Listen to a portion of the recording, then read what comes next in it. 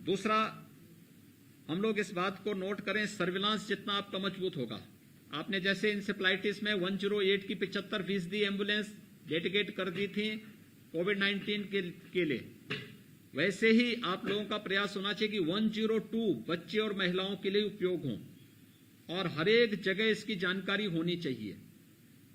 जितनी जल्दी ये जो डोर टू डोर सर्वे का कार्यक्रम 25 से प्रारंभ हो रहा है, बच्चों के लिए मेडिसिन किट वितरण की व्यवस्था हो रही है।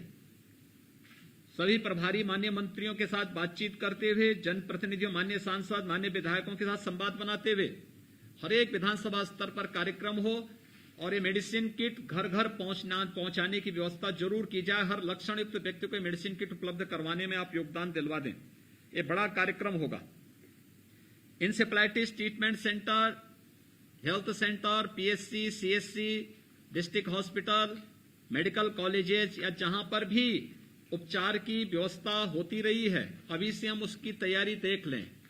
ट्रेनिंग के प्रोग्राम चल रहे हैं, उन ट्रेनिंग के कार्यक्रम को अभी से देख लें। सभी कार्य समय पे हो जाएं। जितने पीडियाट्रिशियन हैं, नर्सिंग और पैरामेडिक्स हैं, इन सभी की ट्रेनिंग की व्यवस्थित कार्यक्रम अभी से तैयारी करते हुए हम लोगों को इसके प्रति अलर्ट होना पड़ेगा। हमें एक बात को ध्यान में रखना होगा कि थर्ड वेव के बारे में जो आशंका व्यक्त की जा रही है, हमने इसके लिए 4 प्रकार की अपनी स्ट्रेटेजी तैयार की थी।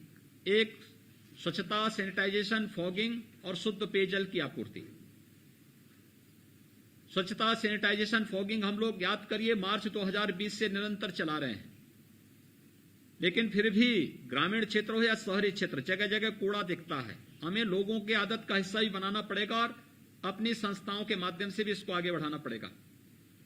शुद्ध पेयजल, जहां पे पाइप पेयजल की स्कीम है, अच्छी बात है, नहीं है तो लोगों को वहां पर जो जल है उसको उबाल करके पीने के लिए अगर हम प्रेरित कर सकें, इसके लिए जागरूकता का अभियान चला सकेंगे तो एक अच्छा प्रभाव पड़ेगा। बच्चों पर थर्ड वेव की आशंका व्यक्त की जा रही है। अभिभावक स्पेशल बूथ हर एक जनपद में बनाए गए हैं और कुछ जनपद इस पे अच्छा काम कर रहे हैं। मैं चाहूंगा कि सभी जनपद इस पे ध्यान दें कि 12 वर्ष से कम आयु के प्रत्येक बच्चे को हम कवर कर सकें। इसके लिए अभियान, इस अभिभावक स्पेशल बूथ बनाना, पीडियाट्रिक आईसीयू के निर्माण की कार्रवाई और आइसोलेशन वार्ड हर एक जनपद में युद्ध स्तर पर तैयार हों।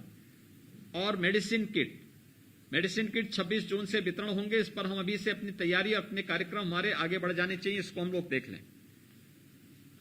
एक जो कार्यक्रम होगा वह है कोरोना वैक्सीनेशन के कार्यक्रम को हम तेजी के साथ आगे बढ़ाएंगे।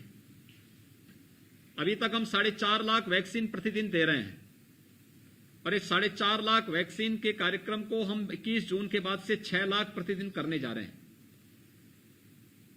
और जुलाई प्रथम सप्ताह से यानी 1 जुलाई से हमें 10 लाख से लेकर 12 लाख वैक्सीन प्रतिदिन देनी है। यानी जो मौजूदा आपकी क्षमता है इसको 3 गुना करना है।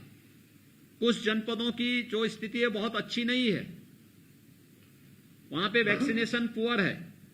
मेरा आग्रह होगा कि आपका जनपद पिछड़ ना पाए। देखिए, हम एक प्रतिस्पर्धा करेंगे और एक विशेष पुरस्कार देंगे। कौन जनपद पहला कोरोना मुक्त हो रहा है, कौन ऐसा जनपद होगा जिसमें एक भी एक्टिव केस नहीं है और 1 सप्ताह तक कोई भी एक्टिव केस नहीं होगा, वो जनपद स्वास्थ्य विभाग के द्वारा शासन से विशेष रूप से पुरस्कृत होगा।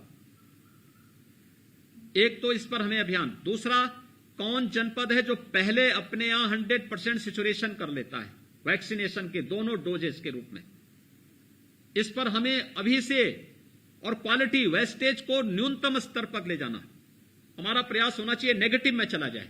एक वायल जो होता है 10 डोजेस जिसमें होते हैं उसमें 11 लोगों को वैक्सीन दी जा सकती है, लेकिन क्वालिटी में के साथ कोई कंप्रोमाइज न हो। कुछ जगह शिकायतें मिली थी पिछले दिनों कि वैक्सीन के नाम पर केवल वेस्टेज, उसको जो वैक्सीन के नाम पे केवल सुई चुभाई जा रही थी, वैक्सीन नहीं दिया जा रहा था और फेंक दिया जा रहा था। ऐसी शरारत कहीं न होने पाए, इसलिए अच्छे, सक्षम और ट्रेंड मैन पावर, इसलिए हमने कहा था कि नर्सिंग की जीएनएम 3rd ईयर और 4th ईयर की जितनी भी प्रशिक्षु होंगी, बीएससी 3rd ईयर और 4th ईयर की जो प्रशिक्षु होंगी, उनकी भी ट्रेनिंग लेकर के उनको भी हम लोग इस अभियान के साथ जोड़ सकते हैं। एक बड़ा कार्यक्रम होगा। इस कार्यक्रम को हम लोगों को कोरोना को नियंत्रित करने के साथ हमें इस कार्यक्रम को भी आगे बढ़ाना पड़ेगा। वैक्सीनेशन के कार्यक्रम को एक बृहद अभियान चलेगा। 21 जून को अंतर्राष्ट्रीय योग दिवस है और 21 जून से हम लोग कोरोना कर्फ्यू में कुछ छूट देंगे, यानी जो अभी सुबह 7 बजे से सायंकाल 7 बजे तक था, ये रात्रि को 9 बजे तक के लिए छूट मिलेगी। वहां आज ही इसकी गाइडलाइन हर एक जनपद को पहुंचेगी और हर एक जनपद में इस बात को ध्यान में रखेंगे कि एक तो पुलिस की पेट्रोलिंग, हम पुलिस विभाग के साथ बातचीत कर लें, पब्लिक एड्रेस सिस्टम पूरी मजबूती के साथ आपके जनपद में कार्य करता हुआ दिखाई दे और इस बात को हम सुनिश्चित करें कि किसी भी स्थिति में लापरवाही की कोई गुंजाइश न हो। मास्क पहन के लोग नहीं जा रहे हैं, मास्क कभी भी शहर में निकल, मास्क सिटी के अंदर जाते हैं, दुकान में जाते हैं तो मास्क उतार के रख देते हैं। हर एक दुकानदार से भी बातचीत हो जाए कि जो व्यक्ति मास्क न लगाया हो उसको सामान न दिया जाए। हम इसको अनिवार्य करें और हर एक व्यक्ति मास्क लगाएं, भीड़ न होने दें, जो गाइडलाइन है उसका पालन कराने के लिए लोगों को प्रेरित किया जाए, क्योंकि कोरोना अभी पूरी तरह समाप्त नहीं हुआ है, उसका खतरा बना हुआ है, वायरस कमजोर जरूर हुआ है।